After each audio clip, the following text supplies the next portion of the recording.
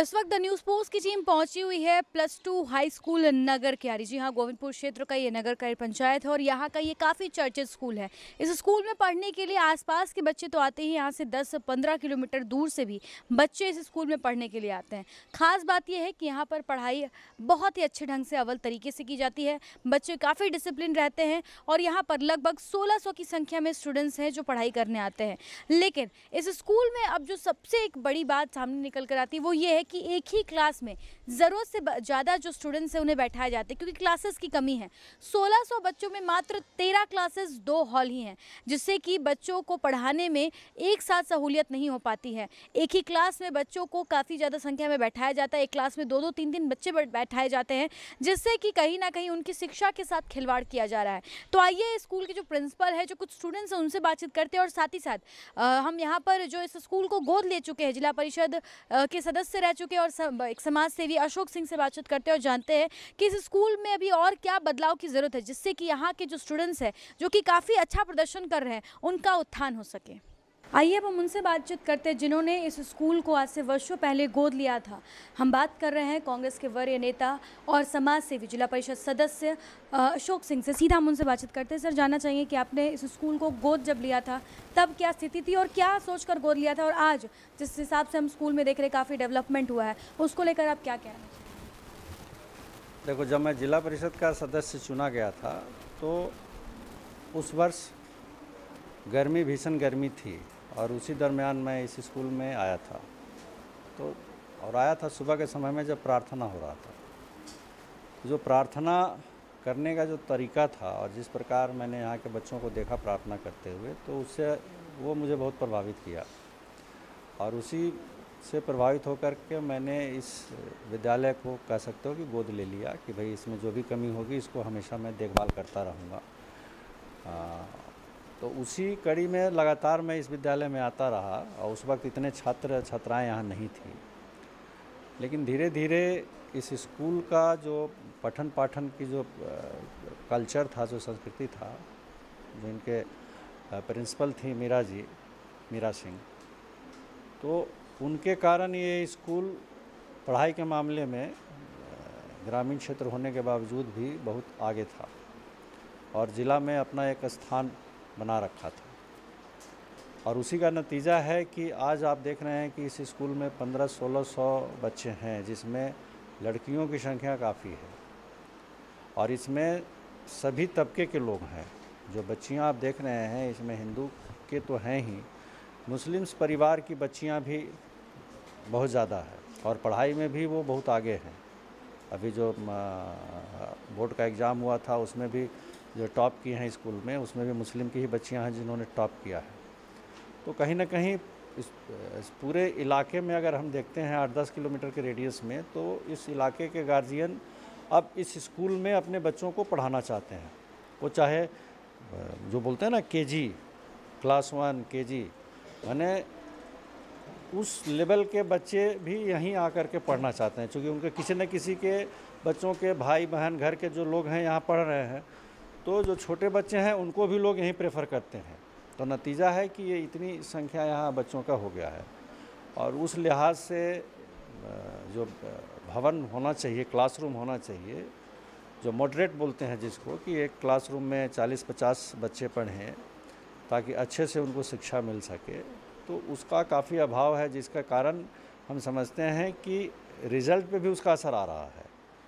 नहीं तो ये जिस प्रकार की यहाँ पढ़ाई है और यहाँ के शिक्षक जितने काबिल हैं, अगर इनको बैठने की समुचित व्यवस्था हो तो ये लोग पूरे ज़िला में टॉप करेंगे। मेरा तो यही मानना है जिस प्रकार का यहाँ पढ़ाई होता है। तो हालांकि यहाँ के जो टीचर्स हैं, जो हमारी मीरा जी हैं, इन्होंने भी अपने स्तर से बहुत प्रयास किया कि 10 नए और क्लासरूम्स बने। यहाँ के जो हमारे जनप्रतिनिधि हैं, मुखिया जी हैं, या यहाँ के जो वर्तमान जिला परिषद है सदस्य, इन लोगों ने भी इस पे प्रयास किया और डीएमएफटी फंड में पास भी हुआ है। 10 कमरे और बाउंड्री वाल जो है सेंक्शन हुआ है ज़िला माइनिंग फंड से, लेकिन किन कारणों से अभी वो क्रियान्वयन नहीं हो पा रहा है, ये चिंता का विषय है। और आप देख रहे हैं कि जो लाइब्रेरी रूम है वहाँ भी बच्चे पढ़ रहे हैं। ये देखो, ये टिंकरिंग लैब, अटल टिंकरिंग लैब बनाया गया एक बार कैमरा देखिए उधर सामने, अटल टिंकरिंग लैब का रूम है ये, लेकिन ये बंद हो चुका है और बंद होने के बाद में इसमें क्लास चलाया जा रहा है और इस क्लास में 174 बच्चियां हैं। ये कला का है ना जी, कला का है ये, और 174 बच्चे हैं। अब आप बताओ कि इसमें 174 बच्चे कभी बैठ सकते हैं क्या? नहीं बैठ सकते।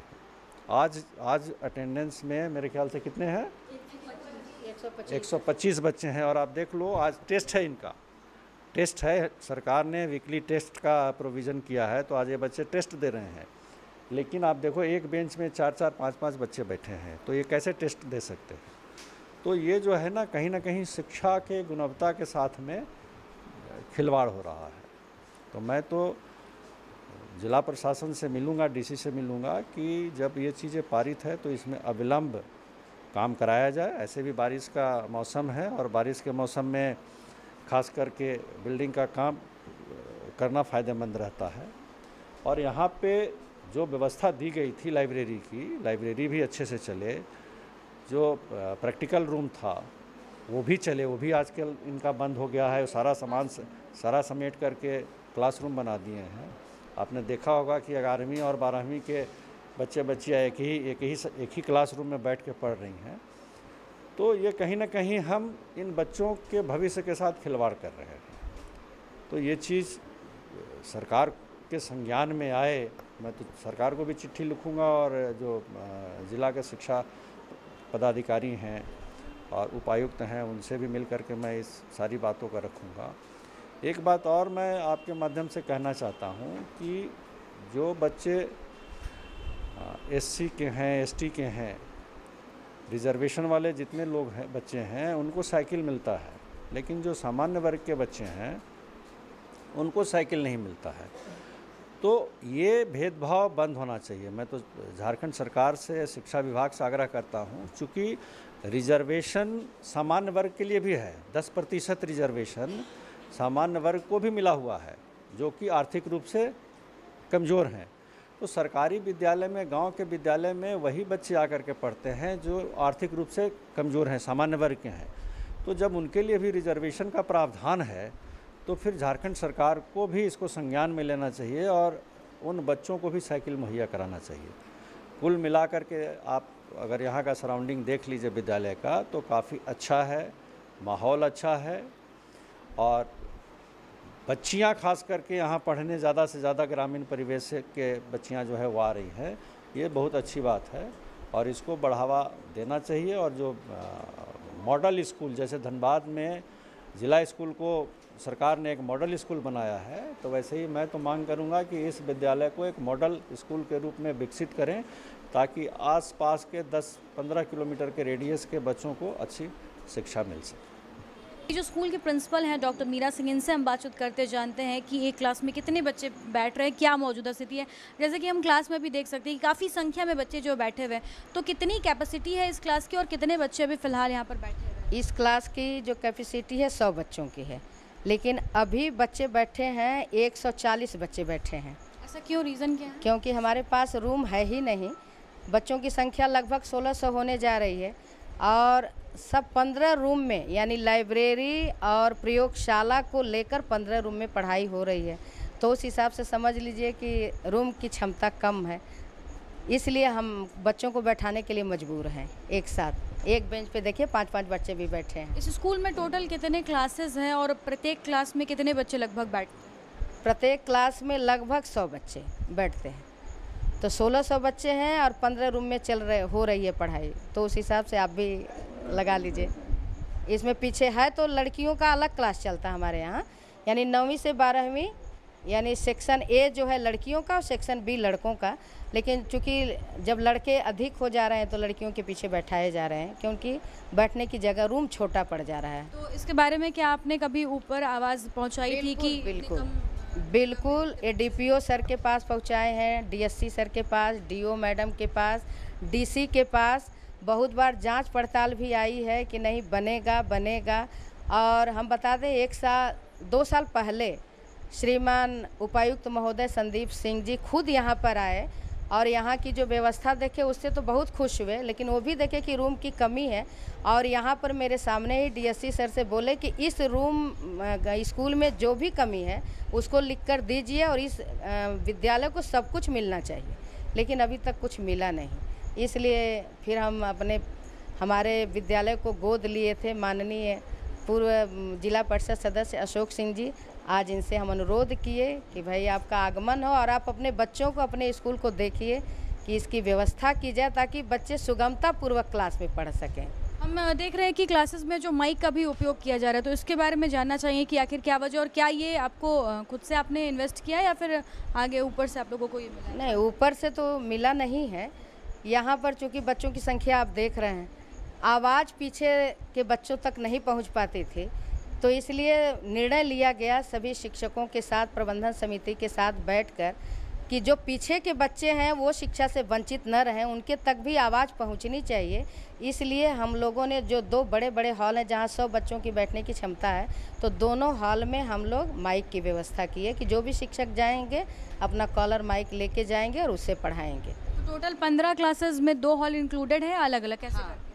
हाँ, 2 हॉल, एक नीचे है एक ऊपर है, दोनों में। बाकी फिर और कितने क्लासेस है टोटल? बाकी तो हो गए आपको 13। हाँ। तो इस जो हॉल है उसमें 100 बच्चे बैठते हैं, बाकी क्लासेस में क्या क्षमता? बाकी का क्लासेस में वही 60-65 की क्षमता है। हाँ, 20 बाई 22 का रूम है, तो वही 40-50 मान लीजिए। सरकार की तरफ से तो है कि 40 बच्चों को ही बैठाना है, लेकिन हर क्लास में 120 बच्चे, 150 बच्चे, 144 बच्चे, इतनी की संख्या है हर क्लास में। यानी 1, 2, 3 हमारा एक साथ बैठता है, 4, 5 एक साथ बैठता है। और 8वीं में 100 बच्चे हैं, यानी लड़कियों की संख्या ज़्यादा, लेकिन एक ही में छात्र छात्राएं बैठते हैं। 7 में भी 107 बच्चे हैं, छात्र छात्राओं की संख्या एक ही साथ बैठते हैं, क्योंकि हमारे पास रूम नहीं है कि हम अलग अलग बैठाएं बच्चों को।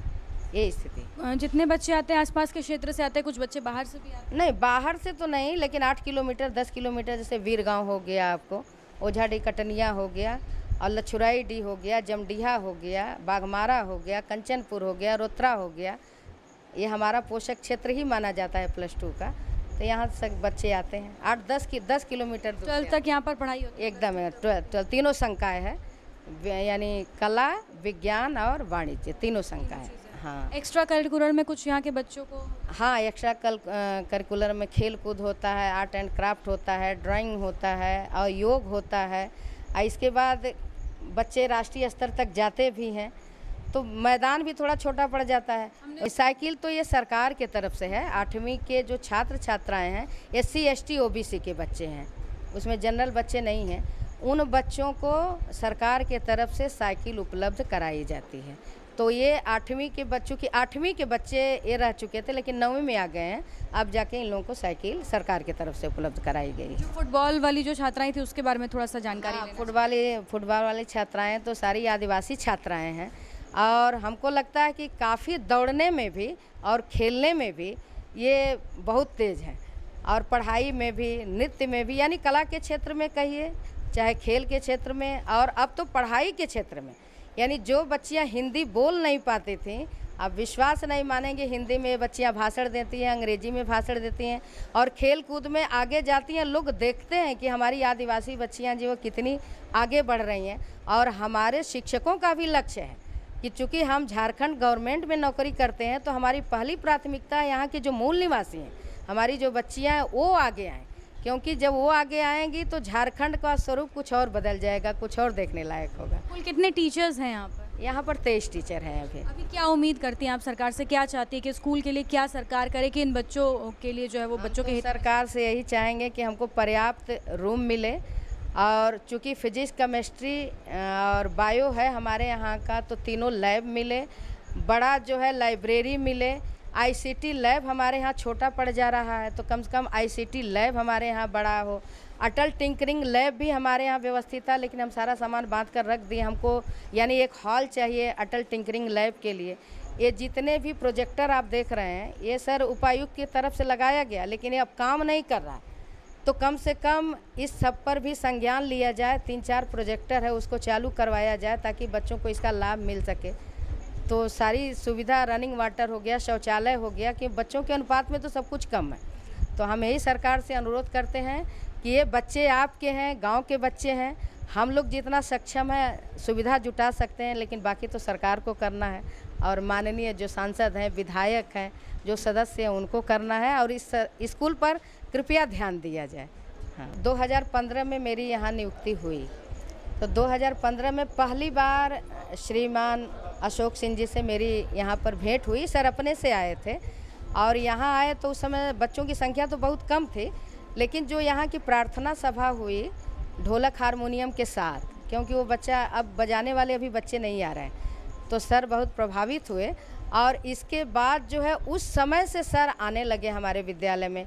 रनिंग वाटर की सुविधा यानी सेंटेक्स दिए, हैंड पाइप लगवाए, मोटर दिए और समय समय पर यानी बच्चे जो खेल कूद में जाते थे उनको खुद आकर पुरस्कृत करते थे और गांव के लोगों से भी मिलते थे, बैठक बुलाते थे कि भाई आप अपने बच्चे को भेजिए, यहाँ इतने अच्छे शिक्षक आए हैं। और हमको लगता है कि जैसे सर की भूमिका बहुत महत्वपूर्ण है और जब से सर आने लगे बच्चे जो इतने बढ़े, प्रचार प्रसार हुआ, समाचार पत्र में गया, सोशल मीडिया पर आया, क्योंकि ये तो मेरे वश की बात नहीं थी, हम तो यहाँ नए थे, तो ये सोशल मीडिया पर श्रीमान अशोक सिंह जी के द्वारा जो प्रचार प्रसार किया गया, बच्चों को प्रेरित किया गया, अभिभावकों को प्रेरित किया गया और सर के ही कारण ये विद्यालय आज इस मुकाम पर पहुँचा है कि हम धनबाद में गर्व के साथ नाम ले सकते हैं इसका। सर ने कहा कि इस विद्यालय को हम गोद लेते हैं और गोद लिए भी और सर उसके अनुसार जो सर की क्षमता थी उस समय सर बढ़ चढ़ के इसमें काम भी किए। तो मैं सर की बहुत बहुत आभारी हूँ, धन्यवाद देती हूँ और 5 साल मुझे और रहना है। हम चाहेंगे कि सर इस विद्यालय का और बढ़िया से कायाकल्प कर दें ताकि हम सेवा मुक्त हो और हमको संतुष्टि हो कि इस विद्यालय के लिए मैंने कुछ तो किया, क्योंकि झारखंड के लिए मैंने कुछ तो किया। और विस्तार से बातचीत करते हैं, जो उपायुक्त के पास गए थे जिला परिषद प्रतिनिधि एजाज अहमद, हम सीधा इनसे बातचीत करते, जानना चाहिए कि उपायुक्त से कब मुलाकात हुई थी और किन किन मामलों को लेकर बात हुई थी। उपायुक्त श्री माधवी मिश्रा जी से हम लोगों ने मुलाकात की और उनको हम लोगों ने बताया कि हमारे नगर क्यारी स्कूल और भी कई स्कूल की बहुत ही जर्जर अवस्था में और रूम की कमी है और ख़ास के इस नगर क्यारी में 1500 से प्लस बच्चे हैं और जो कि रूम की बहुत ही काफ़ी दिक्कत हो रही थी। इसलिए हम लोगों ने मुखिया जी, हमारे सुधीर भाई और हम लोगों ने मिलकर इसके लिए धनबाद उपायुक्त से आवेदन दिया और DMFT फंड के द्वारा हम लोगों को आश्वासन दिया गया है कि बहुत ही जल्दी इस स्कूल में कमरा दिया जाएगा। प्रतिनिधि हम उनसे बातचीत करते हैं, आपसे जानना चाहिए कि कब से आप इस स्कूल के साथ जुड़े हुए हैं और क्या लगता है आपको कि अभी और इसमें क्या सुधार की जरूरत है? देखिए, इस स्कूल में तो हम लोग बचपन से जुड़े हुए हैं। इस स्कूल में बहुत दूर दराज से गांव देहात से बच्चे लोग पढ़ने आते हैं, ज़्यादातर लड़कियां हैं और हमारा यहाँ स्कूल की बहुत कमी है रूम का। 1600 बच्चा पढ़ रहे हैं और जिसमें से रूम का बहुत कमी है। एक स्कूल में 150 करके बच्चा बैठ रहे हैं, जिसमें 70-80 बैठना चाहिए। तो हम लोग यही सरकार से मांग करेंगे कि थोड़ा रूम को बढ़ाया जाए और हमारा यहाँ जो समस्या है हम लोग DC साहब को हम लोग एजाज भाई मिल के DFT फंड में चढ़ाए थे। कुछ फंड दूसरा जगह काम हो गया है, लेकिन हम लोग को यहाँ पर अभी काम नहीं हुआ है। हम उनसे बातचीत करते जानते हैं कि स्टूडेंट्स को क्या समस्याएं होती है स्कूल में। सबसे पहले बताइए किस क्लास में हैं और अब क्या नाम हुआ? मैं क्लास 10 की स्टूडेंट हूँ और मेरा नाम रिया कुमारी है। कब से आप इस स्कूल में पढ़ रहे हैं? स्कूल में अभी आपको फ़िलहाल क्या फैसिलिटीज़ है उसके बारे में बताएं और फिर बताएं कि क्या कमियां हैं जिससे कि जो स्टूडेंट्स उनको परेशानी होती है। यहाँ फैसिलिटी तो बहुत कुछ है, दूसरे स्कूल के मुकाबले यहाँ हमको बहुत अच्छा लगा कि यहाँ रूल रेगुलेशन बहुत ही अच्छा है और सारे स्टूडेंट बहुत अच्छे तरीके से पालन भी करते हैं उसका और टीचर हमें अच्छे से ट्रेन भी करते हैं। और अगर बात करें यहाँ की कमी की तो यहाँ बस बैठने की अच्छी व्यवस्था नहीं होती है क्योंकि क्लास छोटा पड़ जाता है, बच्चे बहुत है, वही है। क्या चाहती हैं आप कि इसमें कुछ चेंजेस हो, सुधार हो? हाँ, चेंजेस तो चाहती हूँ कि हमारा स्कूल में जो है वो रूम बने अच्छा से, बच्चों को कोई तकलीफ़ ना हो, वो अच्छे से पढ़े और पढ़ाई में कोई डिस्टर्ब ना हो बच्चों को। मैं मंझली टार से आती हूँ, यहाँ से लगभग 5 किलोमीटर दूर हो पड़ता है मेरा गांव। मेरा नाम दीपिका कुमारी है, मैं 12th आर्ट्स की स्टूडेंट हूँ। जब से आप इस स्कूल में आ रही हैं, आपके हिसाब से इसमें और क्या बदलाव की ज़रूरत है, क्या परेशानी होती है एज अ स्टूडेंट? यहाँ परेशानी तो इतना कुछ नहीं है, पर स्पेस का परेशानी है यहाँ पर, मतलब और डेवलपमेंट होना चाहिए। जैसा यहाँ पर पढ़ाई बहुत अच्छा होता है, दिन ब दिन जनसंख्या बढ़ते जा रहा है, लेकिन कक्षा सीमित है, तो उसके लिए कक्षा का निर्माण करवाना चाहिए और जितने भी मतलब बेंचेस है उनको बढ़ाना चाहिए। आएंगे तो फिर हम लोग को स्पेस होगा, टेस्ट देने में एक साथ 5-5 करके मतलब अच्छा से टेस्ट नहीं दे पाते हैं, ताकि एक बेंच में 2 होगा तो अपने बच्चे स्वयं लिखना मतलब ये करेंगे। और इससे दोस्ती यारी में बहुत देखा देखी, मतलब अपने आप को मतलब टाइम नहीं दे पाते, वो सोचते कि नहीं किसी भी तरह करके टेस्ट तो हो ही जाएगा, इसीलिए। और दूरी होगी, अलग अलग बैठाया जाएगा, तो फिर वो सामान्य तरीके से अपना टेस्ट क्लियर कर पाएंगे। वही क्लासेस की कमी की वजह से आपको बता दें कि 11th और 12th के क्लासेस जो वो एक साथ एक ही रूम में चलाए जा रहे हैं, टीचर्स भी उतने पर्याप्त नहीं है। अब इनसे सीधे टीचर उनसे बात करते हैं। आपका नाम है? मेरा नाम संचिता कर है, मैं पीजीटी कॉमर्स में हूँ यहाँ पे। और चूँकि हमारे गवर्नमेंट का यही सिस्टम है कि पीजीटी कॉमर्स में एक ही टीचर को रिक्रूट किया जाता है, तो मेरे ही अंडर 11 और 12 कॉमर्स दोनों ही है, तो दोनों क्लासेस का हैंडल मुझे ही करना पड़ता है। 3 विषय है, अकाउंटेंसी, बिजनेस स्टडीज़ और एंटरप्रेन्योरशिप, तीनों 11th का और 12th का मुझे ही पढ़ाना रहता है। तो ऐसे में कभी कंफ्यूजन नहीं होता, लाइक एक साइड 11th के बच्चे बैठते हैं, एक साइड 12th के बच्चे बैठते हैं, कैसे हैंडल? थोड़ा सा मैनेज करना पड़ता है, थोड़ी डिफ़िकल्टीज़ आती हैं, लेकिन वो फिर मैनेज हो जाते हैं। मेरे बच्चे भी बहुत कोऑपरेटिव हैं, तो जब मैं 11th को पढ़ाती हूँ तो 12th के बच्चे अपना टास्क करते हैं, जब 12th को पढ़ाती हूँ तो 11th के बच्चे टास्क करते हैं। तो बहुत ज़्यादा नॉइजेंस नहीं होता है मेरे क्लास में, बच्चे बहुत डिसिप्लिन हैं। थोड़ा सा तो सिलेबस कंप्लीशन का प्रेशर रहता है, तो हमको थोड़ा हैंडल करना पड़ता है इस चीज़ को। तो चूँकि स्पेस की थोड़ी कमी है, इसीलिए दोनों क्लास के बच्चों को यहीं बैठाना पड़ता है। जब बच्चे और ज़्यादा होंगे तो फिर क्लासेस को बाइफरकेट करना पड़ेगा इन फ्यूचर। कितना परसेंटेज आया था? मेरा नाम अफसाना खातून है और मेरा परसेंटेज था 85.8%। कहाँ से आती हैं, कहाँ गाँव है आपका? नगर कैरी। कितने दूर है स्कूल से? 1 किलोमीटर। इस स्कूल की क्या खासियत है जो आपको पसंद आती है? स्कूल की बहुत सी खासियत है और मुझे सभी पसंद है। स्कूल के टीचर्स अच्छे हैं, क्लास अच्छे हैं, क्लास चलता भी है, सर पढ़ाते भी अच्छा है, सारे सर अच्छा से पढ़ाते हैं और दोस्तों की जैसे बात भी करते हैं। मीरा सिंह है जो कि बहुत अच्छा हम लोग की बेटी जैसे मानते हैं, हर चीज़ में हेल्प करते हैं। फिज़िकल कुछ भी हो, मतलब कोई टेंशन भी हो, किसी की तबीयत ख़राब है, कुछ भी करते हैं, बहुत कुछ करते हैं हमारे लिए। क्या एक प्रॉब्लम है, जिस एक समस्या इस स्कूल की अगर हम जानना चाहें? वो तो बस क्लासरूम की कमी है और थोड़ी बहुत कमी है, लेकिन बहुत कुछ है भी। लाइब्रेरी में जो क्लासेस चल रहे हैं उसको लेकर क्या कहना चाहेंगे? वही क्लास नहीं है साइंस के लिए, इसलिए यहाँ बैठते हैं, यहाँ पढ़ते हैं। क्या सुधार चाहती हैं आप इस स्कूल में? और भी क्लासेस चाहिए। आप बताइए, क्या नाम हुआ, आप कितना परसेंटेज आया था? मेरा नाम खुशी परवीन है, मेरा 83.6% आया था। कहाँ से आती हैं आप? मेरा घर मनोचना में है। कितना दूर है यहाँ से? लगभग 3 किलोमीटर दूर। कैसे आती हैं फिर? साइकिल से, कभी कभार बाइक से भी आना पड़ता है। क्या इस स्कूल के आपके हिसाब से कमी है जो कि दूर होनी चाहिए? मेरे हिसाब से तो सब कुछ यहाँ पर परफेक्ट है, पर मेरे लिए सिर्फ क्लासरूम की कमी है। हम लोग लाइब्रेरी में पढ़ते हैं और क्लास की कमी, हमारे साइंस का कोई क्लास नहीं है ना। हमने कुछ स्टूडेंट्स से बातचीत की, स्कूल के प्रिंसिपल से बातचीत की। एक ही क्लास में 2-2, 3-3 कक्षा के स्टूडेंट बैठाए गए हैं। अगर हम छोटे क्लासेस की बात करें तो 1, 2 और 3 के बच्चों को एक साथ बैठाया जा रहा है। 11 और 12 के कॉमर्स के क्लास में एक साथ, एक और जहाँ 12th के बच्चे हैं तो वहीं दूसरे 11th के बच्चे हैं। टीचर भी एक ही और ऐसे में पढ़ाया जा रहा है। वाकई में टीचर की काबिलियत की तारीफ़ करनी चाहिए, लेकिन कहीं ना कहीं अभाव में इस तरह के इनिशिएटिव लिए जा रहे हैं। वहीं कुछ अव्वल स्टूडेंट्स जो हैं जिन्होंने टॉप किया है उनको लाइब्रेरी में पढ़ाया जा रहा है, क्योंकि क्लासेस नहीं है। बड़े से हॉल में जहां बैठने की कैपेसिटी मात्र 100 है, उसमें 150-150 बच्चे बैठाए जा रहे हैं। स्पीकर और माइक का इस्तेमाल किया जा रहा है उन्हें पढ़ाने के लिए। लाइब्रेरी जहां की बच्चे जाकर बुक्स पढ़ते हैं, उस लाइब्रेरी को भी क्लासरूम में तब्दील कर दिया गया है। अगर हम साइंस लैब की बात करें तो साइंस लैब में भी सारे सामानों को पैक करके वहाँ भी स्टूडेंट्स को पढ़ाया जा रहा है। तो स्कूल ऐसा जिसमें डिसिप्लिन की बात करें तो वो 1 नंबर, बच्चों की बात करें 1 नंबर, जो पढ़ाई है और टीचर्स की बात करें तो सारे कुछ जो है वो काफ़ी अच्छे है। लेकिन कमी है है फिलहाल यहाँ पर क्लासेस की। इन लोगों ने बताया कि कई बार इसको लेकर आवाज़ भी उठाई गई है कि यहाँ क्लासेस बढ़ाई जाए। इससे पहले जो धनबाद के डीसी थे संदीप सिंह से भी इन लोगों ने मुलाकात की थी।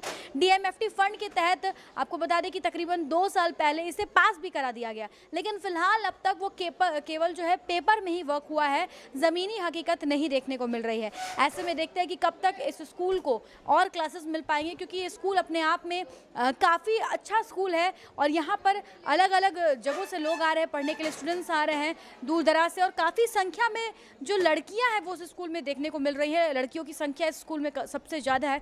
अलग अलग समुदाय के जो माइनॉरिटी है उसके भी काफ़ी स्टूडेंट्स यहाँ पर देखने को मिल रहे। तो वाकई में जैसा कि हमने बातचीत किया जब समाजसेवी अशोक सिंह से, तो इन्होंने भी बताया कि इस स्कूल को उन्होंने अडॉप्ट किया था और काफ़ी चेंजेस उसके बाद से देखने को मिले, लेकिन फिलहाल एक कमी जो है वो क्लासेस की लेकर स्कूल में है और ज़रूरत है कि इस पर वर्कआउट किया जाए। उन्होंने बताया कि अभी आगे जाकर वो अपनी ओर से भी पत्र लिखेंगे और कोशिश करेंगे कि जल्द से जल्द इस समस्या का समाधान हो। देखिए कि कैसे क्लासेस के बाहर यहाँ पर बच्चों के बैग्स रखे हुए, क्योंकि अंदर क्लासेस में स्पेस नहीं है। तो वाकई में ये स्कूल जहाँ इतनी अच्छी शिक्षा मिल रही है, लेकिन थोड़ी सी सुविधाओं में सुधार की ज़रूरत है।